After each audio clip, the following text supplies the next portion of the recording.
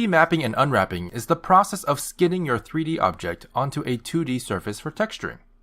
If you want your image textures to properly project onto your mesh, this process is very important. But what does a UV map actually look like? What does it do? Well, let's go ahead and show you. Simply select your object and go into Edit mode. Select your entire mesh by pressing A. Then go to your image editor and change it to the UV editor in the top left-hand corner. This is basically the same thing as your image editor, but will display your selection's current UV map over any image you choose for reference.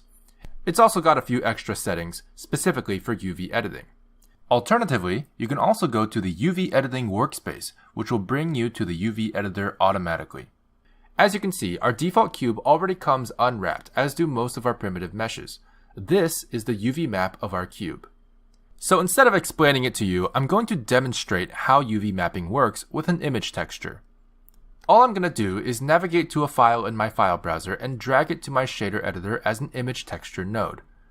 You can see that our UV editor automatically displays the image from our image texture node we have selected in the shader editor.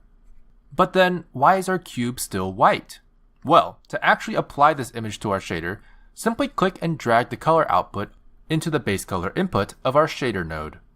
If your texture isn't showing up, make sure you're in Look Dev or Rendered mode in the viewport. To understand UVs, let's go into the UV editor and select some faces. You can choose a selection mode in the UV editor just like you can in Edit mode in the viewport. This will allow you to edit the UVs like you would a mesh. G, S, and R hotkeys also work the same as usual. However, we also have some extra tools in the toolbar. To transform without hotkeys, simply select the Transform tool. As you drag things around in the UV editor, you'll notice our image is distorting a little bit on the cube. For example, we can see that this square here is correlated with this square on the cube if we simply move it around a bit. We can also scale everything up to repeat the texture across the mesh. It's important to note that by default, the UV editor will only show the vertices, edges, and faces you have selected in the 3D viewport. This also helps make it clear which face in the 3D viewport correlates to which face in the UV editor. For example, we can go into Face Select mode in the viewport and select the face. That will isolate the corresponding UV face in the UV editor. However, you can also flip this function and have the UV editor drive what face you have selected in the viewport. To do that, simply click this opposing arrows icon on the very top left of the UV editor.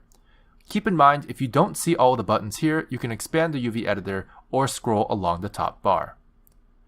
With this mode toggled, we can now go into Face Select mode in the UV editor and select faces in our UV map, which will then select only the corresponding face in the viewport. Which function you want to use is up to you. I typically work with the default function as it keeps my UV editor clean. Now that we understand the UV editor and have an image projected onto our cube, let's go and take a look at the different unwrapping algorithms we can use. Unwrapping refers to the process of taking a 3D mesh, unraveling its faces, and laying them out on a 2D surface. To begin unwrapping, simply go up here to the UV menu, or press U. Even though our cube is already unwrapped, these are different unwrap algorithms that we can use. Unwrap is your standard unwrap algorithm. This simply takes into account what seams you have marked, which we'll get into in a little bit, and unwraps your mesh accordingly. Smart UV Project is one of my favorites and is great for unwrapping things quickly and roughly. Light Map and Follow Active Quads are similar, but have their own algorithms. Cube, Cylinder, and Sphere Projection are algorithms most fitted for objects similar in shape to the name of the algorithm. Project from View is a very powerful tool that essentially takes what you see in the viewport and flattens it as your UV map. This is a very basic way of unwrapping your mesh and will not hold up from different perspectives, but can be used selectively to great effect. Project from View Bounds simply stretches the resulting UV across the UV editor. I'm going to demonstrate this one real quick, so let's go ahead and select Project from View. As you can see, the image projects pretty well on our cube from this perspective. However, if we rotate our perspective, you can see that the image is now stretched across the sides that are perpendicular to our view from before. That's because, as you can see in our UV editor, there are not enough pixels for those faces in the UV map. Now, you may have noticed that we can't get the original mapping of our cube back. pressing the unwrap option doesn't seem to do anything because our cube is already unwrapped. So let's go over exactly how to use the basic unwrap function. To do this, we need to mark some seams. Seams are the edge loops where you specify for Blender to cut open your mesh when skinning it. Simply select the edge loops you wish to mark or clear before clicking each option.